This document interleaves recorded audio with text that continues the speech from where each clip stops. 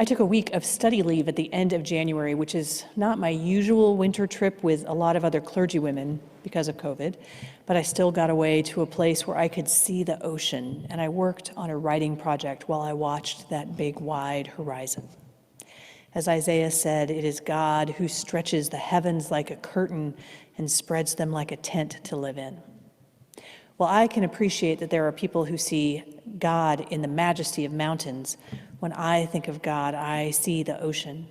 In addition to the vast horizon, the ocean presents you with a roiling surface of water, and you know there is life teeming underneath. Being on a boat on the ocean reminds you also of how small humans are on the face of creation. Isaiah addresses this dichotomy. God is powerful and vast, and God is able to be concerned about the smallest details of our little lives. We, on the other hand, are like grasshoppers. God goes on forever. We come to an end. In his beautiful poem, Isaiah reminds us that even the mightiest kings and princes of humanity are but grass to God. It is God who brings the princes to naught and makes the rulers of the earth as nothing. Scarcely are they planted, scarcely sown, scarcely has their stem taken root in the earth when he blows upon them and they wither. The tempest carries them off like stubble. On the one hand, that doesn't actually bring me much comfort. Being faced with my own flimsy mortality does not make me want to cheer. But being reminded that kings and princes are mortal, that we are mortal, does call us to remember where our trust should reside. Our trust should not reside in the winner of a political race, no matter how great their concern is for the common welfare. We should not be waiting for salvation from ourselves or from each other or from the leaders of any government. Because no matter how much power, how much money, how much wisdom any other human being has, they're still human. And so we wait on the Lord. Isaiah was, as you'll recall, writing to people who probably did not need the reminder they were mortal, that they were small pieces of creation. They were in exile. They had already been blown about by the winds of political upheaval, and they knew what it meant to be carried off as stubble by the tempests of Babylon. They knew how kings and princes could affect their lives in horrible ways. Depending on where you are in your life's journey, you might also relate to Isaiah's words. We may not be under Babylonian exile, but we feel the tempests of COVID, as over 450,000 people have died from it in our country, over 2 million deaths around the world. The tempest carries us off like stubble. So whether we find ourselves in exile or not, these words are for us. Because we all need a reminder of who is this God whom we serve, whom we follow, from whom we have life. Have you not known? Have you not heard? Has it not been told to you from the beginning, says Isaiah? Have you not understood from the foundations of the earth that the Lord is an everlasting God, the creator of the ends of the earth? God does not grow faint or grow weary. God's understanding is unsearchable. So here's the reminder we need when our own mortality is limiting us, when our waiting is more than we can bear. God gives power to the faint and strengthens the powerless. Even youths will faint and be weary. Even the young will fall exhausted. But those who wait for the Lord shall renew their strength and will mount up with wings like eagles. They shall run and not be weary. They shall walk and not faint. I wonder if Peter's mother-in-law in Mark's story understood Isaiah's words a little differently after she met Jesus. Mark doesn't tell us her name, so let's give her one. We'll call her Ruby. And Ruby knew what it was to wait for the Lord. Her daughter had married well. Simon Peter was a good man, a bit of a hothead, but a good man. And as a woman in first century Palestine, as an older woman in first century Palestine, Ruby knew about waiting. She was dependent on other people for many things. She was no longer in the driver's seat of her life. Even before she fell ill, her arthritis would get in the way. She couldn't see as well as she used to, so the family took away her driver's license and sold her camel. So Ruby rubs the knuckles of her arthritic hands, and she waits for Jesus. And Jesus comes to her, and he heals her, and she gets up from her bed with her strength renewed and her shiny new eagle's wings, and she runs without getting weary, and she walks without fainting.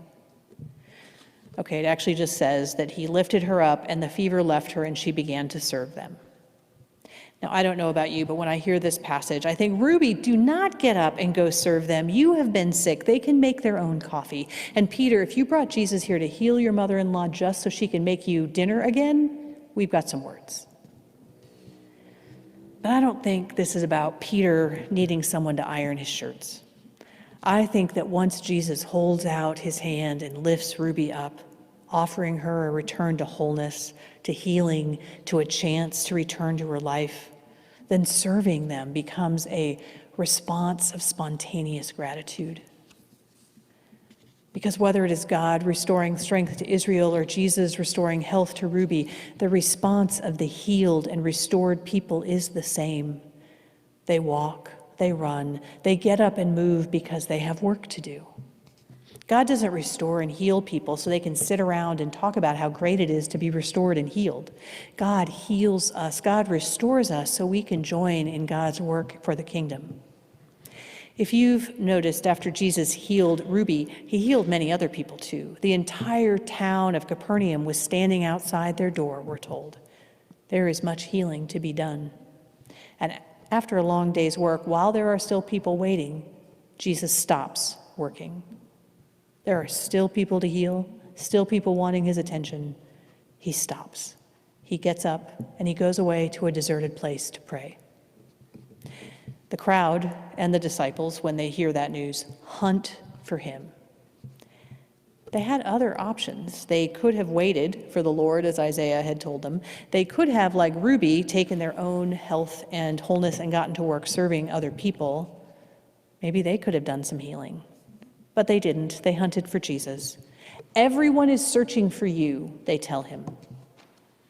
They want Jesus to keep doing all of the work himself. Jesus had some options too once he was found. He could have said, uh-oh, everybody's looking for me. I better go back and do what they want me to do.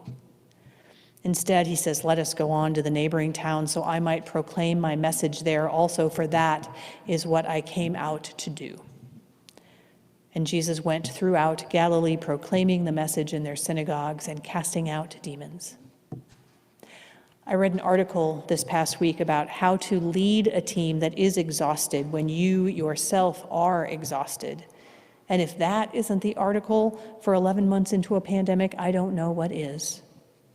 One of the things this article talked about was paying attention to the difference between what is important and what is urgent. Jesus was good at that. Jesus healed lots of people. Not everyone who came to be healed, but lots of people. And I'm sure each of them saw their healing as urgent and important. But Jesus knew rest was important. He knew prayer was important. He had more than one community he had to visit. He had more than one community in need of healing. Jesus kept his eye on what was important. And sometimes waiting has value that we might not always see as we wait because we get caught up in the urgent. Samantha found that great image on the cover of our bulletin this week of a bee who had been busy working and then fell asleep in the middle of his task with his little bee behind sticking out of the flower. I think we can often be like that bee, unable to turn off our cries of urgency to the point that we fall asleep in the middle of doing something important. I think it's easy when someone calls us and says, everyone is searching for you, for us to fall prey to the urgent. It's harder to be deeply grounded in the important. And in truth, some things rise to the challenge of being both urgent and important. But it's time for prayer and time for rest, time for discernment that surely figure into how we know where God needs us right now. So I'm thankful for Isaiah's reminder that we wait for the Lord, patiently or impatiently, either grouchily or with grace, we wait for the Lord. Things do not always move at our pace and on our timetable. Pandemic time is surely a time of waiting. I'm waiting to hug people and to go to movie theaters and to be in crowded public places. I'm waiting to see family and loved ones and friends. At church, we're waiting to gather back here together in this room and to sing together, to eat meals and to laugh and to cry and to worship and to work. In truth, I'm sick of waiting, and I know we all are. Wait for the Lord feels more like a judgment right now than it does a promise from where we are. Yet as we wait, we're also working and preparing, because the truth in the story of healing is that the story doesn't end when the healing happens. That's when we get to go out and join in the work of God's kingdom.